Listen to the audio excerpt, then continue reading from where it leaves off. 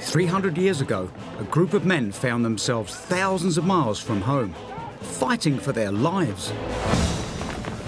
They had travelled halfway round the world, across unknown lands, into hostile territory.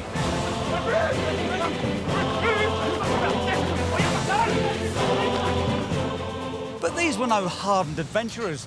They were bookish academics on one of the most important scientific expeditions ever.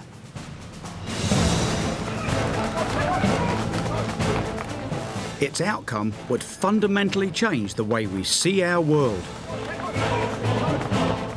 But their mission will become an 8-year epic of obsession, betrayal and murder.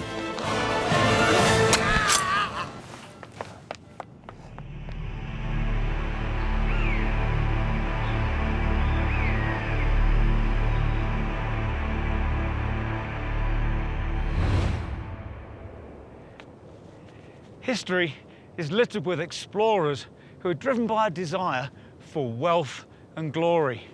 But the men on this expedition were different.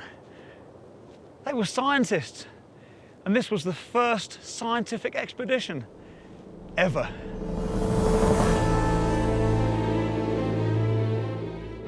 The ambitious mission was launched in 1735 to discover a fundamental truth about our planet: the true shape of the Earth.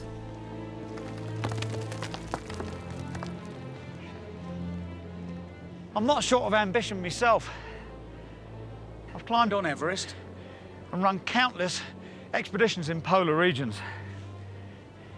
But even by my standards, this French mission was an amazingly ambitious project. And I've always had modern equipment and modern backup and support. These scientists didn't know what they were getting into. Their 3-year plan involved sailing 10,000 kilometres from France to the equator, scaling the Andes and crossing dense rainforest. It was a bold plan to begin with, but it would turn out to be much more daunting than they possibly could have imagined. They'd be plagued by disease and death. Instead of taking 3 years, it would take them 9. But for all that, they would make a series of chance discoveries that would have a profound impact. From maps and medicinal cures to rubber goods and the metric system. This is the story of their incredible journey, carefully pieced together from their own journals.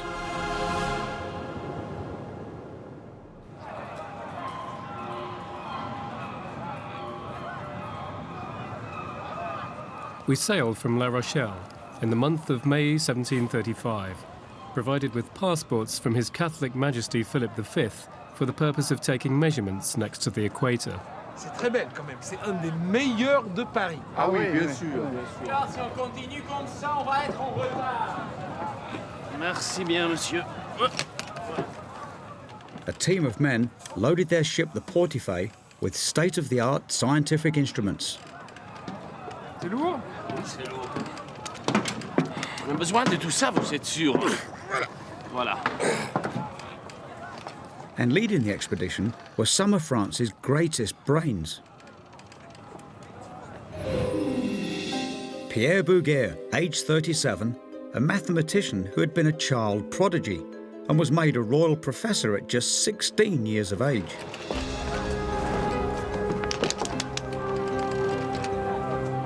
Charles-Marie de la Condamine, aged 34, a wannabe adventurer with 4 years' experience in the military.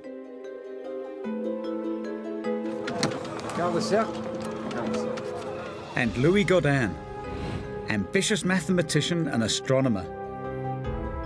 At 31, he was the youngest of the three, but he'd appointed himself leader, on the grounds he'd suggested the expedition in the first place. Télescope? Très bien. With their delicate scientific instruments and elegant attire, these men were the very antithesis of rugged explorers. Vous avez une belle perruque, Monsieur Bouguer. Oui, la plaque des nuages. Ne touche pas, hein? Je pense que c'est vivant. Oui. Ça vient des meilleurs fabricateurs en Paris. Ah, bien sûr, le meilleur fabricateur de Paris. Voilà, monsieur. Ah, Monsieur Soniergue. Vous êtes prêt? Oui, oui. Très bien. Monsieur, on est prêt à partir. The team had barely travelled beyond the boulevards of Paris, and now they were heading off to the other side of the world. C'est les meilleurs! Alors, viens ici, petit père!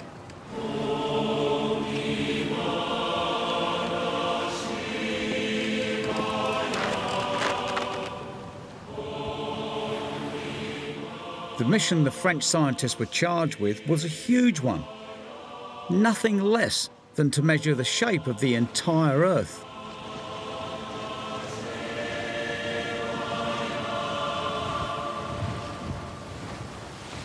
For centuries, people thought the Earth was a sphere, a perfect ball floating in space.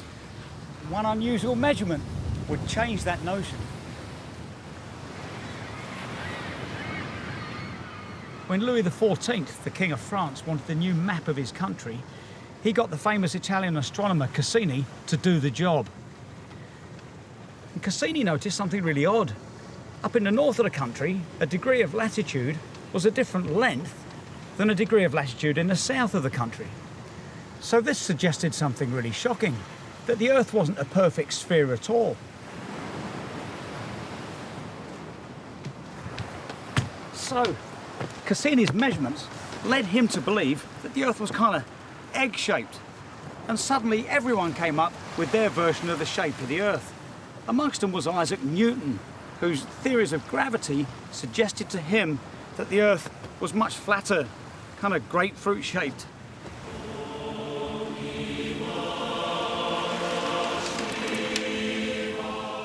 It had become the burning issue of the day. This was the age of the Enlightenment, an era which was fanatical about knowledge, and knowing the shape of our planet was critical. The row between Cassini and Newton had become so fierce that this group of men was sent out to settle it. And that would take nothing less than a practical measurement of the curvature of the Earth. This expedition was completely unprecedented. It represented the very pinnacle of the Enlightenment, the new age of experimental science. The scientists themselves called it the greatest expedition the world had ever seen.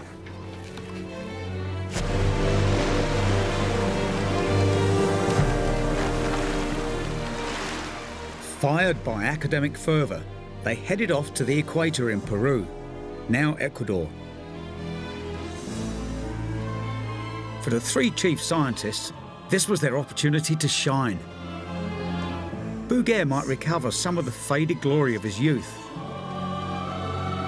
while the Condamine and the ambitious Godin might make their reputations. And for this, they were prepared to give 3 years of their lives.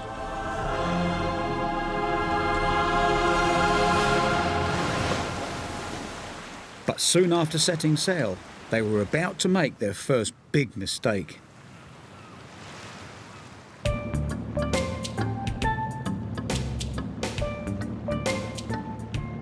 After 5 weeks at sea, the group stopped off at Santo Domingo in the Caribbean.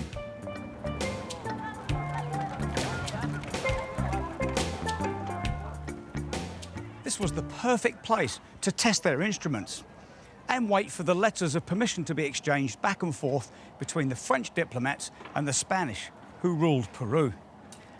They had some time on their hands. Time to enjoy the relaxed surroundings. This French colony would have seemed to them a paradise, filled with exotic and beautiful people. As soon as Godin, the expedition's self-appointed leader, set foot on land, he set his heart on a local woman named Guzan.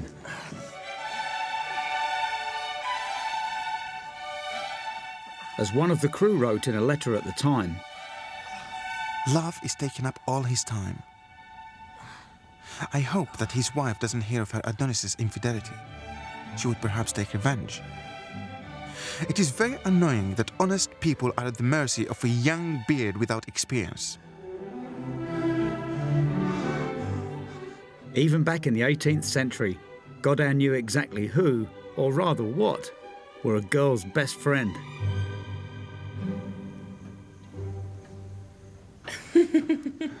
But this gift was to bring nothing but trouble. Unfortunately, Godin hadn't used his own money to buy the diamond. As the leader of the group, he had total control of the expedition coffers. And it was this, the expedition's money, that Godin had squandered. He'd spent a whopping 1,000 écus, which is about £23,000 today. So this extravagance had just put the whole expedition under threat. To lose so much money at this early stage was a disaster. The remainder was barely enough to get to Peru. Failure at this stage would mean returning home to face humiliation and the end of their careers.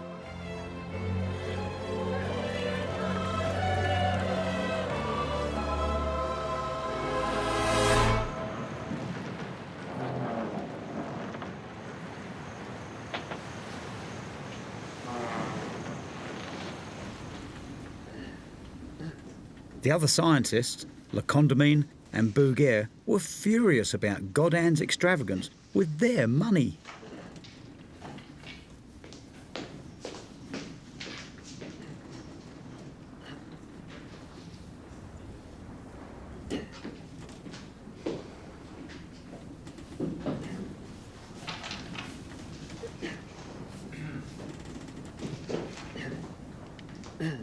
Senierg, the expedition surgeon, described the escalating tension in a letter home. Mr. Godin has not been speaking to Mr. de la Condamine and Mr. Bouguer for some time now. They fight like cats and dogs and attack each other's observations. Merci. It is not possible that they will remain together for the rest of this trip. What should have been a close-knit team, gearing up for a challenging expedition, became a bickering band of rivals.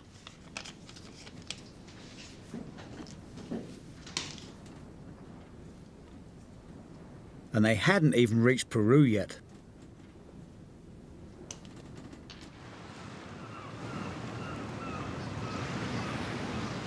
Now they had to go right through to the heart of Peru to reach the equator. And that whole area, particularly around the Amazon, was completely uncharted, and few Europeans have been there. This was a monumental task for any group, but for men who were not only desperately short of money, but not even speaking to each other, it seemed impossible.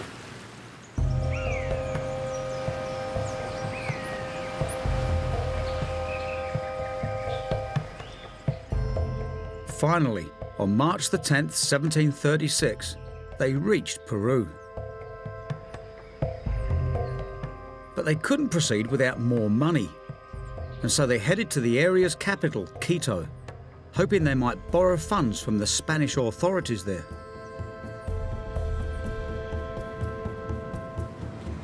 To reach Quito, the expedition had to go inland across hundreds of kilometres of uncharted land and handle some very unfamiliar terrain. One ticket, please, or una billet, por favor.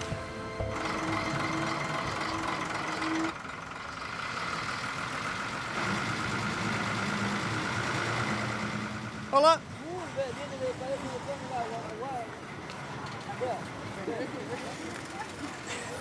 People use these every day for work. It's a normal form of transport across these whopping great gorges.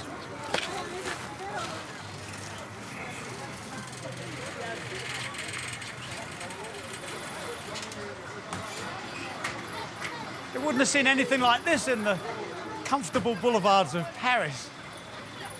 I mean, this would have been totally unfamiliar terrain for them. 250-foot deep gorges, huge waterfalls, and they actually believed, and quite rightly because they had no other knowledge, that all this unfamiliar terrain and hidden in these trees were monsters, headless monsters, one-eyed cannibals, all kinds of terrible things. Whatever creatures they imagined, real dangers lurked in these forests. From bears and snakes to more insidious killers. Insects carrying deadly diseases. On top of these threats, now the French scientists unwittingly made their journey even more difficult.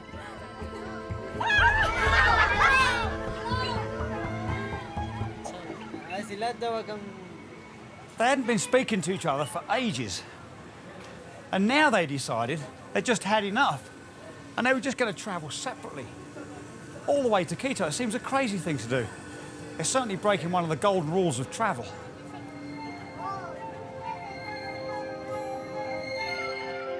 Godin commandeered the equipment and the guides, with Bouguer following shortly behind, leaving Le Condamine to cross through one of the world's most hostile environments alone.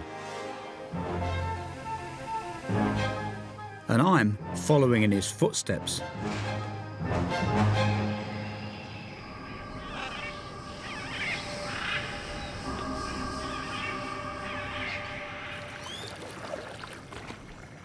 Le Condamine canoed up the coast and then up here, the Esmeraldas River, so he could get inland.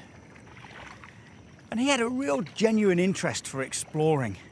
And this would have been a complete treasure trove for him. Around every bend in this river, there had been something new. He'd been bursting to understand it.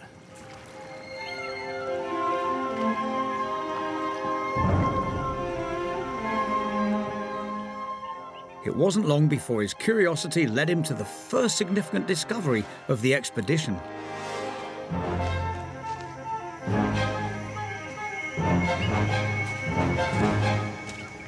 As Le Condamine made his way through the jungle, he came across a group of local Quichua Indians, and they were collecting sap from the trees.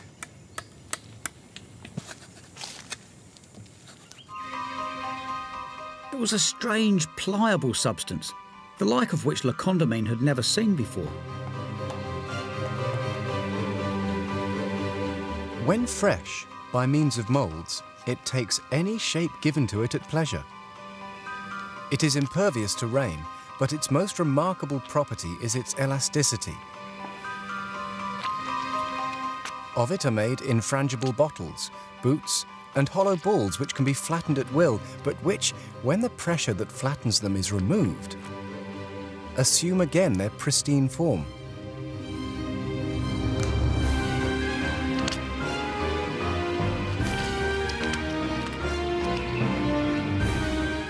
Le Condamine had chanced across rubber.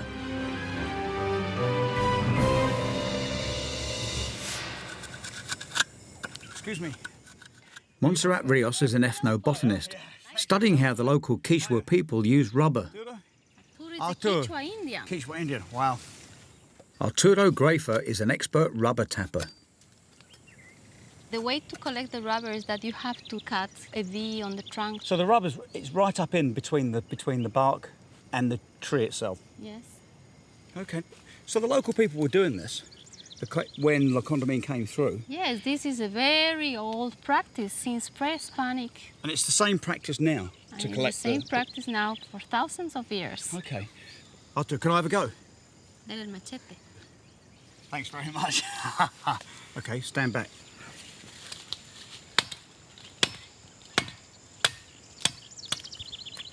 Blimey, it's a bit rough. Another one? And another one like this. Oh, yeah.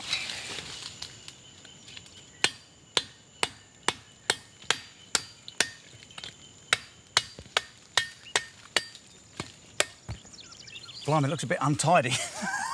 Well, it's not as good as yours. So Arturo, once you've collected the rubber, what do you do with it then? he collects the rubber and then he makes balls, rubber balls. All right, so hang on. Oh, I've got the idea. Okay, it picks it up, doesn't it? It kind of picks it up. Can't push it hard enough. That's a long process, though, isn't it? You just keep doing that. Yes, it's a Holy very long smokes, process. takes flipping ages. Arturo, what do you do with the rubber you collect? Como somos gente nativa de Quichua, para unos capachos, unos ponchos, dije, unos cinturones. I love it. Le Condamine came through here and discovered something that revolutionised Europe in many ways. It was a tremendous discovery for us 300 years ago, and yet Arturo and his people was completely routine. Le Condamine immediately recognised the potential of this extraordinary new material. He sent back the first specimens of rubber seeds and wrote a meticulous paper. That prompted the rubber boom of the Victorian era, creating millionaires and shaping empires. So thanks to Le Condamine sending back the rubber samples and writing his papers, he kick-started the rubber industry as we know it today. So we've got him to thank for rubber tyres, windscreen wipers, inflatable rubber boats, washing up gloves, condoms. I wonder if they were originally called Le Condamines.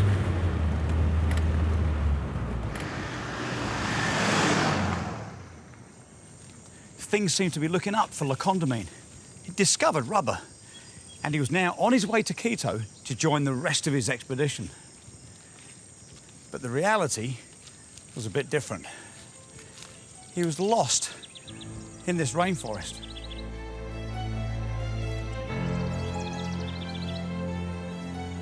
Even worse, his two guides had just taken off. So now he was alone. Except for the company of jaguars, pumas, tarantulas, and poisonous snakes.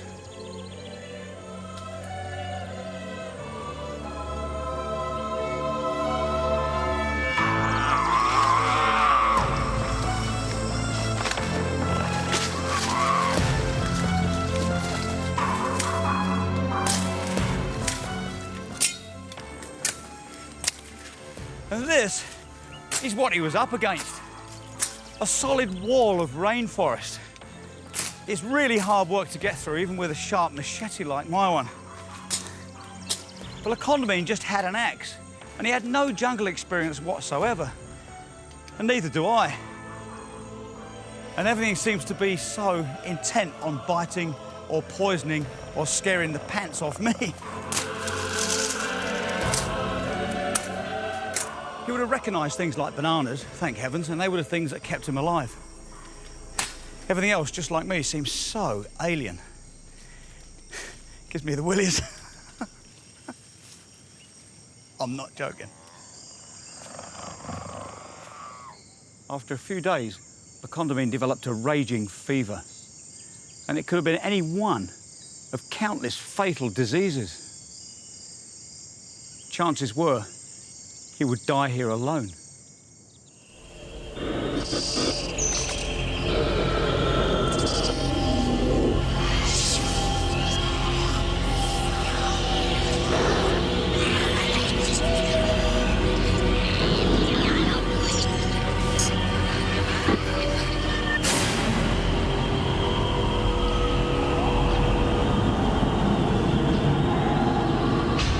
While Le Condamine was lost in the jungle,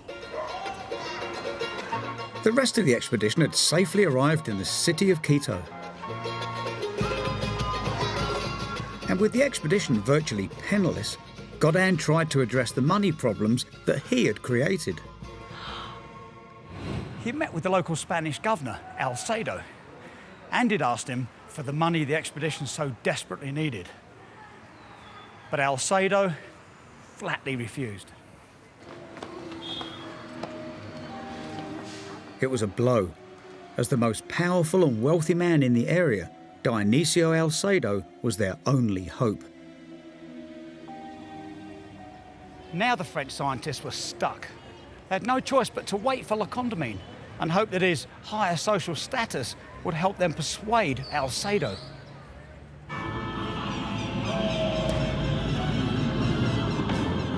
After 8 days of terrible sickness and surviving only on bananas, Le Condamine's luck finally turned when his fever broke.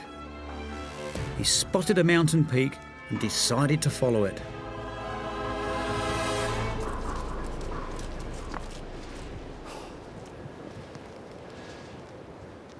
Having reached the highest point of the edge, I was seized by a sense of wonder mixed with admiration at the appearance of a large valley. The city of Quito, far off, was at the end of this beautiful view. Unbelievably, Le Condamine had survived.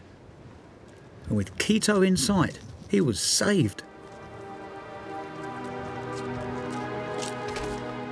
As he entered the city, all hopes of saving the mission rested on him.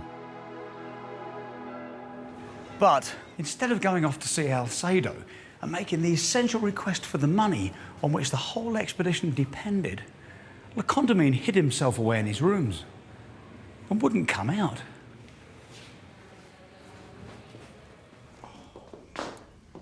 Everyone waited for Le Condamine to announce himself, but day after day, nothing. Alcedo grew increasingly incensed. Why did this foreigner not announce himself? Was he too arrogant, too superior? The whole mission, even their ability to get home, was hanging on a thread. Given that I had only taken with me my instruments, a hunting outfit and a hammock, I found myself incapable of appearing in public in any decent fashion when I arrived in Quito. And although our companions had used 70 mules to carry cargo as well as persons, it had not been possible, in my absence, to find a place for a single one of my trunks, not even for my bed.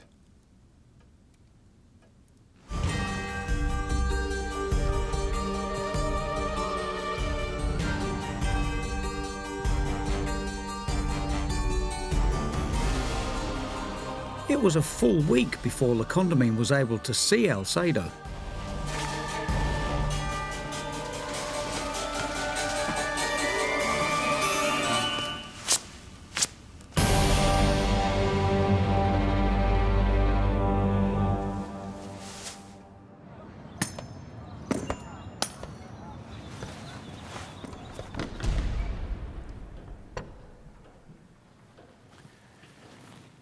In this very room, Le Condamine finally got to meet Alcedo. And Alcedo demanded to know why he hadn't been to see him before. Le Condamine answered he couldn't possibly meet a man of such stature and importance dressed in rags. Very cleverly, he turned a moment of gross insult into flattery. I completely satisfied the President on all counts. And since this first conversation, I am able to count on his family's friendship and trust. Well, up to a point. In fact, Alcedo didn't give him a single penny. He did allow Le Condamine one concession: the dubious honour of opening up a shop in Quito where he could sell his belongings. It was all a bit humiliating for Le Condamine, but he did manage to sell enough to get by for a few weeks.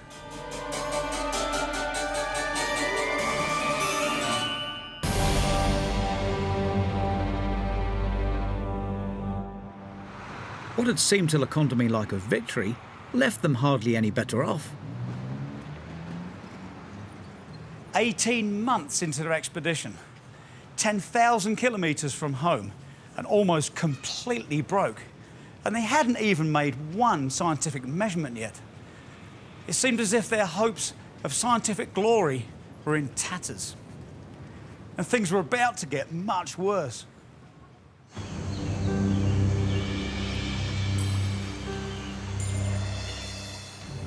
Having exhausted all options for raising money in Quito, they were forced to start their measurements with what meagre funds they had. So they headed off into the wilderness towards the equator. Within days, Coupley, the youngest member of the team, collapsed. Non, je suis prêt. The expedition surgeon, Senieg, suspected malaria and administered the most popular treatment of the time, bleeding and purging. Donne-moi ta main. T'es prêt?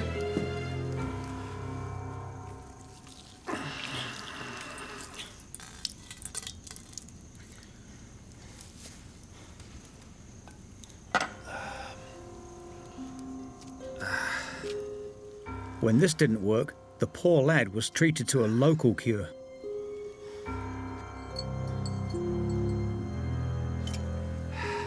A lemon stuffed with gunpowder and guinea pepper is insinuated into the anus and changed 2 or 3 times a day. Prêt dans 2 minutes. Until the patient is judged to be out of danger. 2-3 jours. Allez. Tourne. Allez, tourne-toi.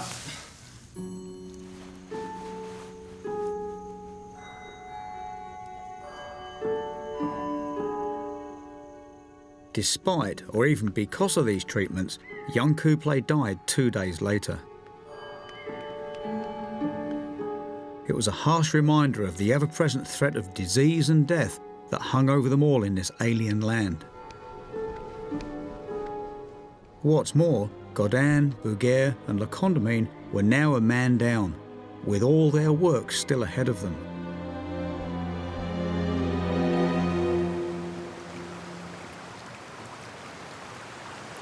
The men were upset by Coupley's death, but it didn't knock them off track, partly because they were such determined men, and partly because early death was a pretty familiar occurrence in those days. Life had to go on, but before the expedition could continue, they had to sort out their desperate money problems. So Le Condamine came up with a remarkable plan. Despite his earlier problems in the rainforest, he volunteered to go across to Lima to raise some funds. And that would be a whopping distance of 2,000 kilometres.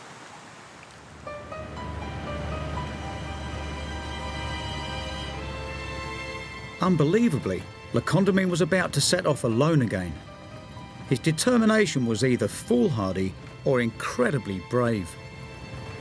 Looking around, I can see it's mostly fields, it's all cultivated, and it looks relatively gentle. But in Le Condamine's time, this was all rainforest, and it would have been even harder to get around. It's hard enough now. On this second trek across country, he made another significant discovery. He saw people harvesting a natural chemical, quinine, from the bark of cinchona trees, and he was intrigued. In the 18th century, malaria was still endemic in Europe. Quinine was known as a treatment there, but it was surrounded in mystery, because sometimes it worked and sometimes it didn't. Botanist Pablo Lozano took me to a cinchona tree to explain why. Okay, All right. thank you.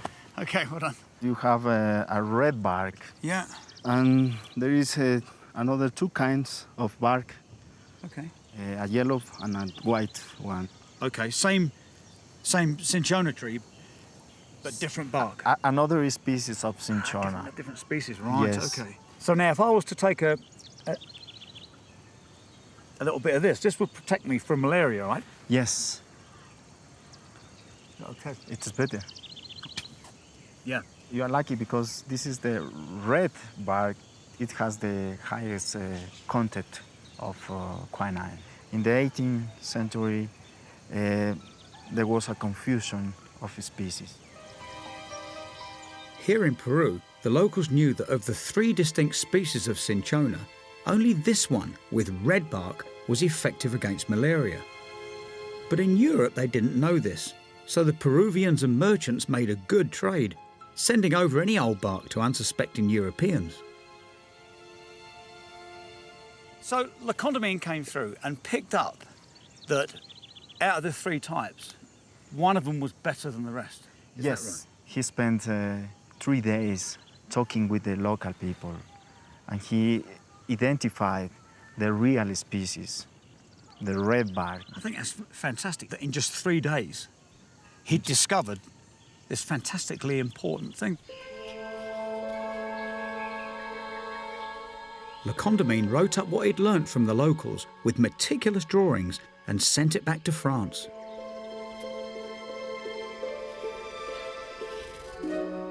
For the first time, doctors were able to use quinine reliably, and for the next 200 years, it became the only effective treatment for malaria, saving millions of lives. Had Condamine made his great discovery just a few weeks earlier, then young Coupley might have been saved from dying of malaria.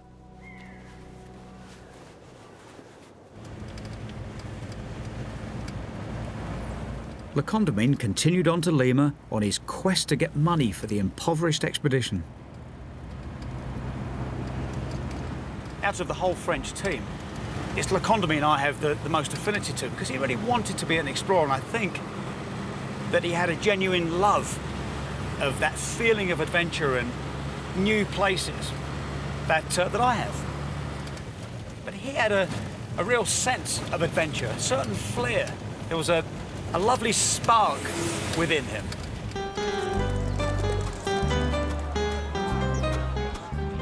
Condamine's daring paid off once again when he got to Lima. He secured a generous loan of 12,000 pesos, the equivalent of £230,000 today. He returned triumphant to greet Bouguer and Godin. At last, they had sufficient funds and they could begin their measurements.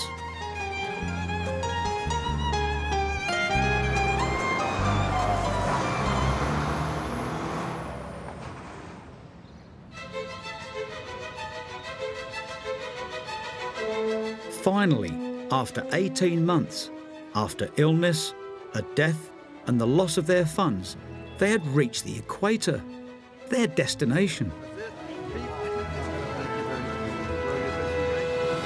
I'm here at the equator. If I jump here, I'm in the northern hemisphere. If I jump here, this is the southern hemisphere. The equator was their reason for travelling to Peru. It was at the very heart of their plan to measure the curvature of the Earth.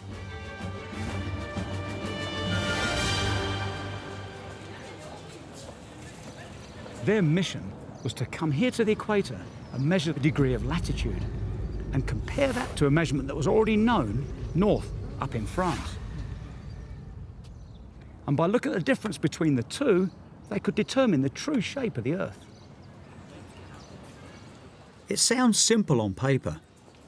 Beautiful. But this plan would require climbing some of the world's largest mountains.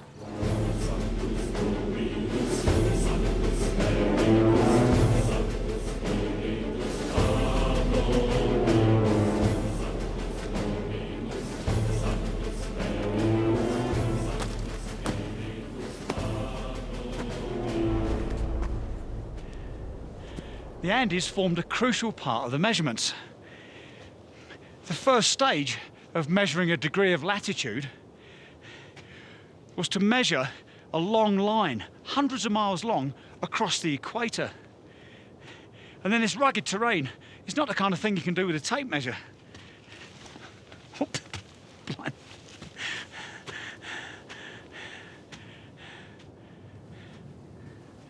Instead, they will calculate the length of the line mathematically, using the heights of the Andes for sightings. So the plan was to use triangulation, which is straightforward trigonometry. Here's the equator, and they needed to measure a line right down the length of the Andes, hundreds of miles long, and they would climb 3 peaks and put markers on top of them that could be clearly seen from the other mountains. Then they would measure these angles, and because they knew all the angles, they could easily calculate the distance between the mountains. So then they would climb some more mountains, measure more angles, and continue this chain of triangles down the whole length of the Andes. And that way they could accurately measure a line hundreds of miles long. They would then take star sightings at each end of the line to find how many degrees of latitude this long line corresponded to. And from this, they could calculate the length on the ground of a single degree of latitude to reveal the shape of the Earth.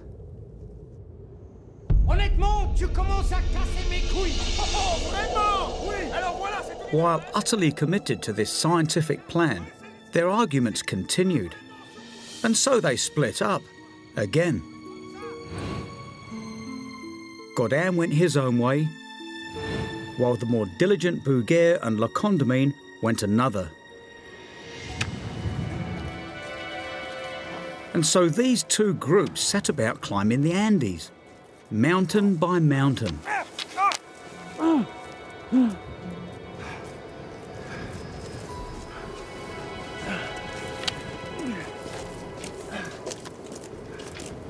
Their first ascent proved to be a really tough opener. This is Pichincha, and it's a massive high volcano. It's almost 4,800 metres high. They had no idea of the scale of this thing. They didn't know what they were letting themselves in for. Which I think is probably a good thing. Maybe if they had known, they wouldn't have come. They struggled up towards the peak, where they planned to plant a marker for their first sight line.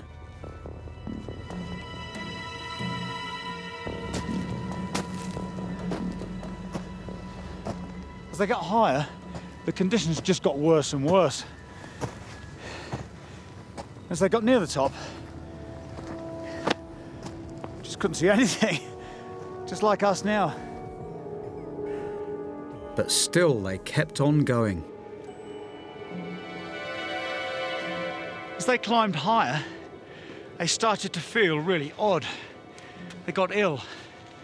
They started to get headaches, they were nauseous, and generally very, very weak indeed. We found ourselves, at first, considerably incommoded by the rarefactions of the air, particularly those among us who had delicate lungs.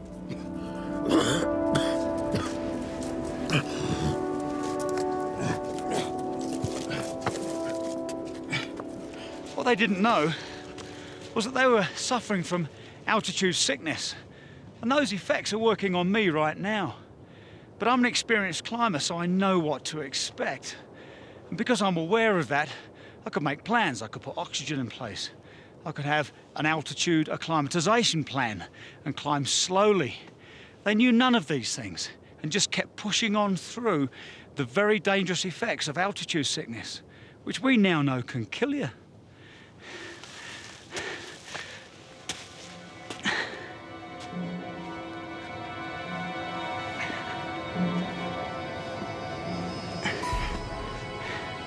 They finally made it here, to the summit. And conditions would have been pretty much like this. Cold, and no visibility at all.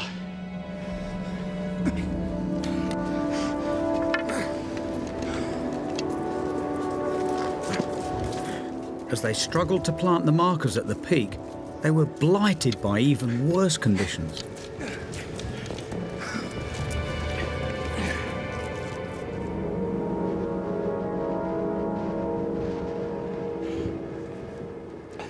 We experienced extreme cold. There, looking at each other, our clothes, eyebrows and eyelashes covered in icicles, we provided each other with a singular spectacle.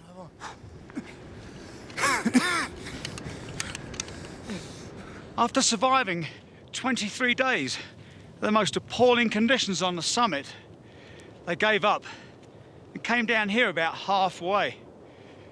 It wasn't such a good position, but they could make their measurements and survive. It had taken them about 4 months to get one measurement, and they had 25 mountains left. But, driven by their scientific obsession, turning back was unthinkable.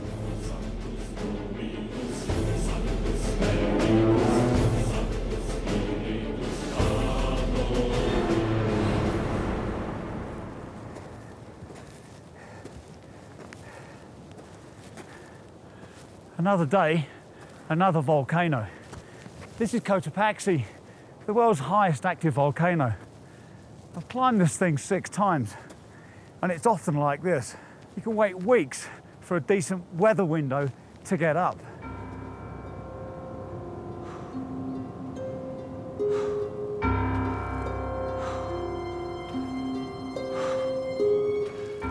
As the conditions became more and more punishing, it became clear that their mission would take far longer than they'd anticipated, and yet still they refused to give up.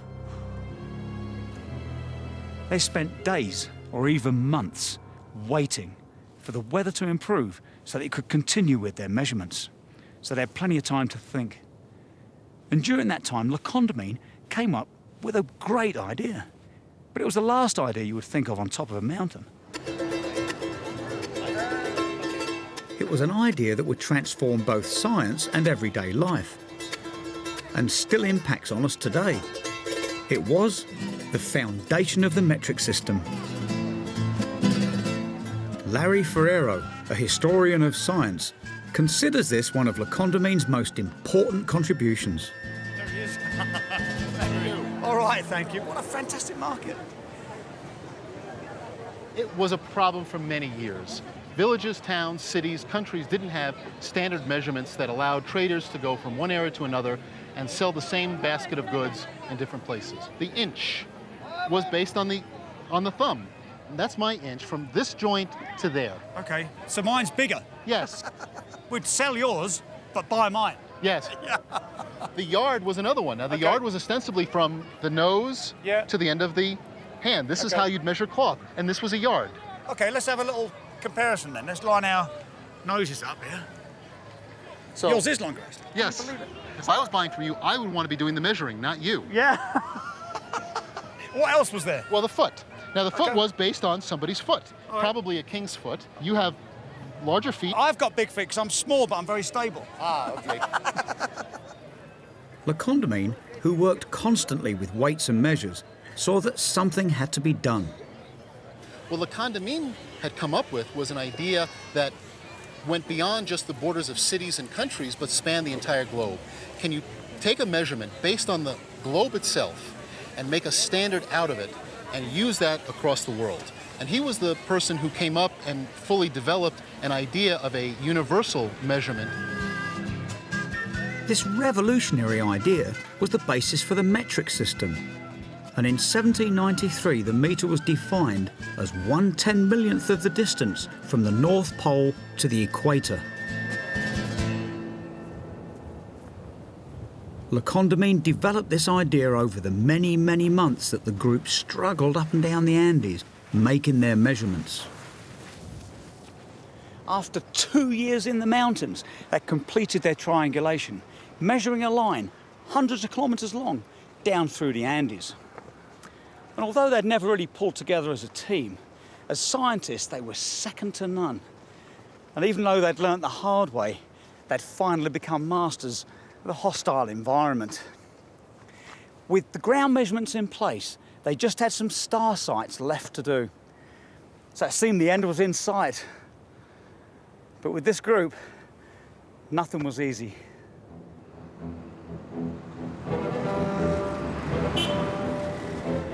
At the end of their triangulated line through the mountains was a town called Cuenca, and they came here to carry out their star sightings.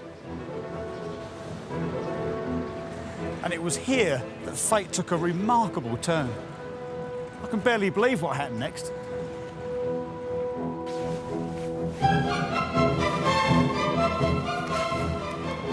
Gracias, señor.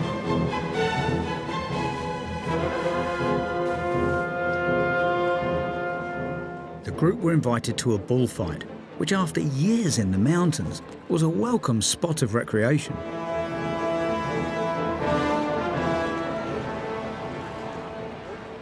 I think I'm going to barely be able to watch it. But back then, it was a fantastic social occasion. Everybody came. The whole village would have turned out for this.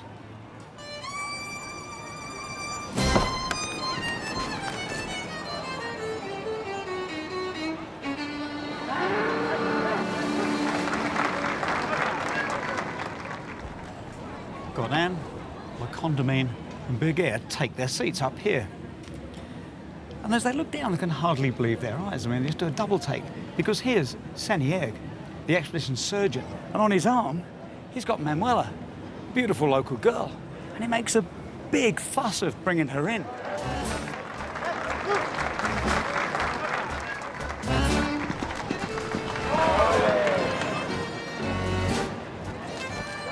The crowd couldn't believe their eyes. And they were angry, because here's a French guy with a local girl who they knew was previously engaged to a local guy. So not only were they angry at Senieg, but the whole French expedition. And immediately, Senieg just plays to the crowd. And these three up here could just feel the crowd getting angry.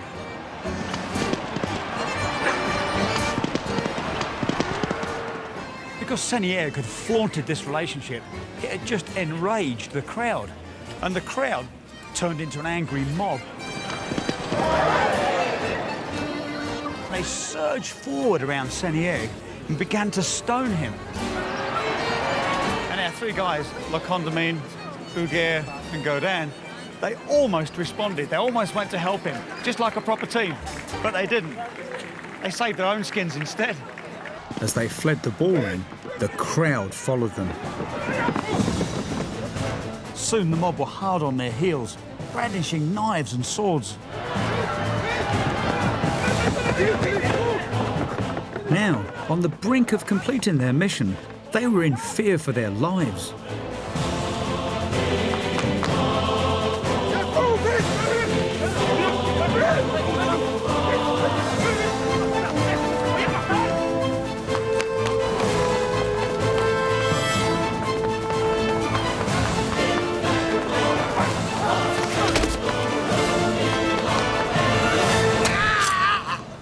Bouguer lay bleeding. It looked as if the expedition was over. Luckily, Bouguer's wound wasn't fatal, but Senieg had been stoned and stabbed many times, and he endured a long and painful death, lasting 4 days. It was now October 1739, and the scientists had been away from France for over 4 years. But despite the hostile atmosphere in Cuenca, the team still refused to abandon their scientific quest, and they remained here to take their star sightings.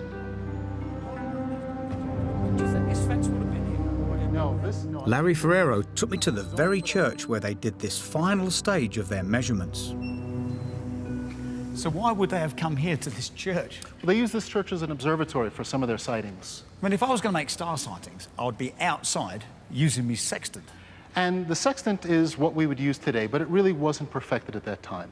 Instead, they used an instrument known as a zenith sector, which resembled this drain pipe that I happen to have here. Okay, now, let me show you how it works. Have a lie down. All right. Okay. Tell me what you see.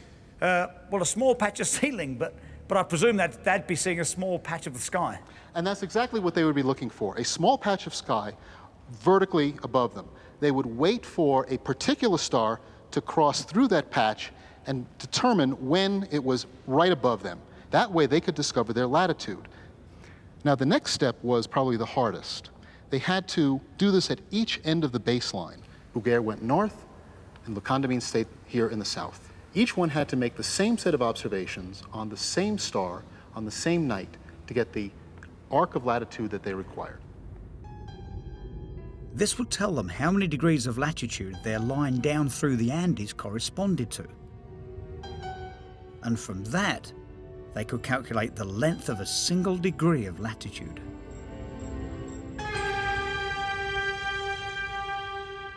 How long did all these measurements take?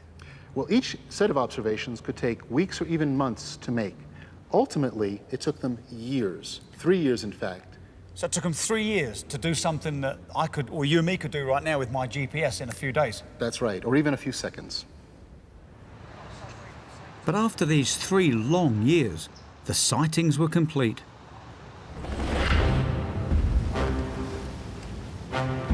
C'est très belle quand même. The trip, which was supposed to take 3 years, had now taken 8 and cost the lives of 2 men. They had endured stifling rainforests and freezing conditions, incessant arguing and murder attempts. All in the pursuit of science, all to find just one number. Finally, they had a result. It was just one number, but it was an incredibly important number, 110.61 kilometres, which was the length of 1 degree of latitude at the equator. And crucially, compared to 1 degree of latitude in France, it was shorter, which meant that the Earth was kind of grapefruit-shaped, fatter in the middle and flatter on the poles, which was exactly as Sir Isaac Newton has predicted. All that hard work and tenacity and attention to detail from Godin, Le Condamine and Bouguer had paid off.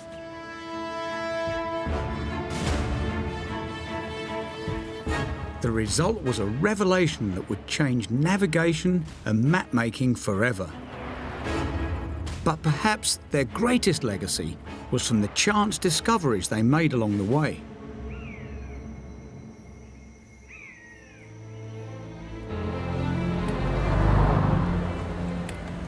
They kick-started the rubber industry, giving us many things that we take for granted today, like waterproofing and car tyres. They gave us quinine, the chemical that has saved millions of people from malaria. And they gave us the basis of the standardised metric system. What is a metre? What does a kilo of apples weigh? What's more, they provided support for the theories of Isaac Newton, whose work would change the course of science entirely. But most of all, this seemingly shambolic group of men had revealed one of the most fundamental of all things, the true shape of our planet.